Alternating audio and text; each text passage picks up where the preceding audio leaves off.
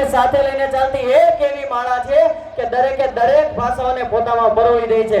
મિત્રો એટલે જ કહેવાય છે જ્યારે વિદ્યાર્થીને ક્લાસમાં પૂછવામાં આવ્યું કે તિરંગાના કેટલા કલર છે, તિરંગાના કેટલા કલર છે, તો કોઈએ 3 કીધું, કોઈએ 4 કીધું, મોસ્ટ ઓફ 3 જવાબ આવ્યો।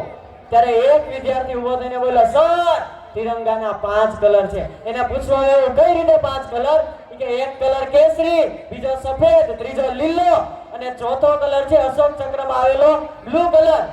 ટીચરે પૂછ્યું 5મો કલર, સર 5મો કલર ઈ છે કે આજથી 1 વર્ષ પહેલા મારા પપ્પા જ્યારે વાઘા બોર્ડર ઉપર હતા અને ત્યાંથી જ્યારે એની શહીદની લાશ આવી ને ત્યારે એ તિરંગામાં લિપટાયેલા હતા ને, તિરંગામાં એક લાલ કલરનો રંગ મારા બાપના લોહીનો રંગ હતો।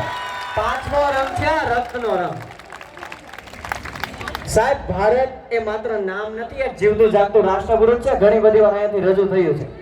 ભારત કહેવાય છે કે માત્ર કાશ્મીર થી કન્યાકુમારીનો નકશો જ એટલે ભારત નથી, પરંતુ કાશ્મીરમાં હોનારત થયું હોય અને કન્યાકુમારીના લોકોમાં એક સંવેદના જાગે કે મારો ભાઈ અહીંયા ડૂબાતો હશે, ઈ ડૂબાવાની લાગણી એટલે ભારત છે। મિત્રો ભારત એટલે માત્ર ઇન્ડિયા, હિન્દુસ્તાન આવા દેશના નામ જ નહીં કે નામ લેવાથી મારી ભારતીયતા પૂરી થઈ જાય, પરંતુ આ નામ લેતાની સાથે એક અલગ અહેસાસ થાય ને, એ અહેસાસની અનુભૂતિ એટલે ભારત। માત્ર ને માત્ર પંજાબની પાઘડી, મદ્રાસની લુંગી, ગુજરાતનું કેડિયું અને બંગાળની સાડી એટલે જ ભારત નથી, પરંતુ આજના વાઈફાઈ યુગમાં આ પચરંગી પહેરવેશમાં પણ દુનિયાની સામે આવીને પોતાની ઓળખાણ આપે ને